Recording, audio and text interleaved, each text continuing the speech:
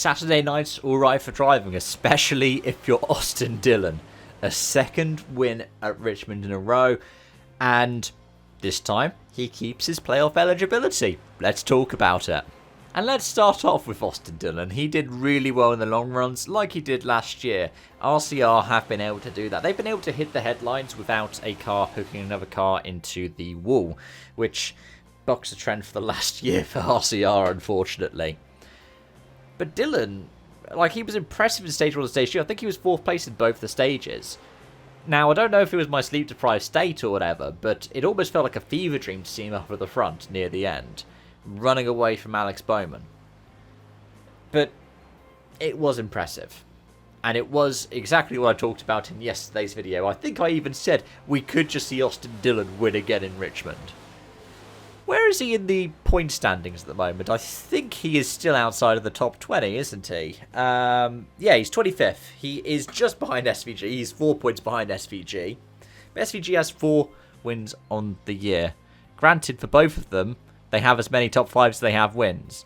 The difference is that they both have the same amount of top 10s. They both have 5 top 10s on the year. And in addition to that, both have 3 DNFs. But it does mean that we have another driver locked into the playoffs. And that becomes very important in a couple of minutes' time when I talk about the playoff standings. And it becomes especially important when you consider the drivers who would be getting close to what that playoff bubble is. So Alex Bowman, 2nd place, is mega for him. At the same time, 3, 4, 5 for the Penske's, because I'm going to just talk about some of the other performances quick. That's good for them.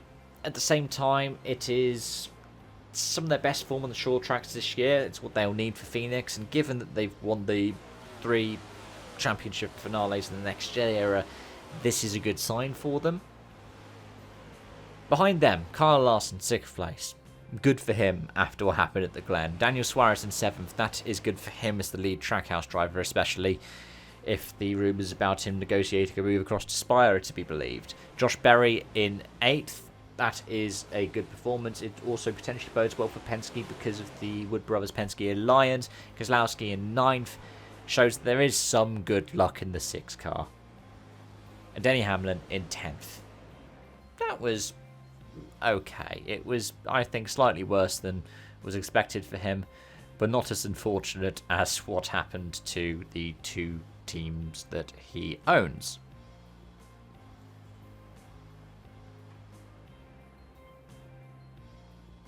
Because if you're going to pick unfortunate drivers for the event, 2311 have got to be up there, haven't they? Bubba Wallace got the fastest lap. He led 123 laps on the day. Did he lead more laps than anyone else? He won a stage as well. Tyre comes off. 28th place. 2 laps down.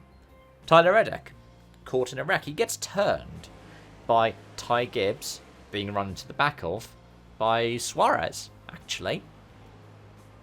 And, yeah, led 41 laps of the day, won a stage. 34th. That's really bad for him in terms of the playoff picture. Preece, who got pole, 35th. 60 laps led as well. Preece, that strategy that the 60 team were doing to try and flip things around and open up the other tyre sets, that would have worked well had he not been caught in the wreck. Same kind of wrecks that ended up hurting John Hunter Nemechek, Justin Haley, and Chase Elliott. Chase Elliott, first DNF for 2025. So relentlessly consistent, but that one DNF has had a massive impact on the regular season championship, which we'll talk about now. Because we now have the regular season champion, William Byron. He's 68 points clear of Chase Elliott after the events at Richmond. Denny Hamlin is in 3rd, 73 points behind Byron, 5 points behind Chase Elliott. Kyle Larson is only 12 points behind the 9, and Ryan Blaney is only 15.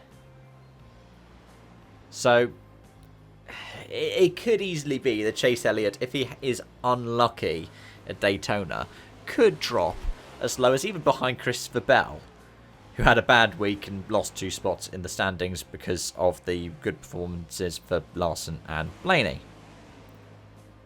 But this is all just an absolute wild picture when we talk about it in terms of the standings, because Byron seemed to just be fading and fading and fading. He's got 3 DNFs in the year. Chase Elliott's only got 1. But ever since his most recent win, since he broke that win duck at Iowa, he's just been on a run. Picking up good finishes here and there, not necessarily losing out when it comes to fuel mileage, for example, like he did at Indianapolis. Doesn't have the most playoff points in the year. Hasn't been the winningest driver, but he managed to take the regular season championship. Meanwhile, if we talk about the playoff picture and what's going on in terms of the playoffs, there is a massive change there as well. If we have a new winner, we are looking at Reddick or Bowman being bumped out. And it's Daytona. Anything can happen in Daytona. Right now, Reddick has a 29-point cushion over Bowman, which means that he just needs to stay out of trouble. He needs to stay out of trouble, potentially pick up a couple of stage points. If he can do well in stages 1 and 2, he doesn't need to worry about stage 3. It is a bit of a big if. It is Daytona. It is the final round of the regular season, but it is possible. What is highly unlikely, unless we get a new winner, is that neither of them make it in. Like I said, Reddick is 89 points above the cut line. Bowman is 60. Buescher would basically need to win to get into the playoffs. Likewise, anybody below Buescher has to win. Just look at the amount of points available. It just doesn't really add up. So, Bowman and Reddick, yeah, it looks like, unless somebody randomly does end up picking up, like a Harrison Burton did, the winner Daytona, it looks like you might see both of them in. But this is motorsport. Anything can happen, and it usually does. Do you remember what I said in my Watkins video, if you watched the Watkins one? I did say, Riley Herbst, who's currently 35th in points, or in the playoff picture, 392 points out, could win and get in. Or Cody Ware, who's 517 points below the cut line, could win Daytona, could get into the playoffs. Wild. But either way, those are my thoughts, those are my feelings, those are my observations. Thank you so much for watching and joining, folks. And see you in just over a week. Because I don't know if I'm going to do a Saturday night reaction to Daytona. But if you're sticking around for NASCAR, I'll see you for the Daytona review. If you're not, that's not to worry. Because you can stick around for any kind of stuff here on the Racing Encyclopedia. We have F1, WRC, ERC, BTCC, Super GT, Super Formula, and other series that I'm forgetting to mention right now. Until then, it's bye-bye for now.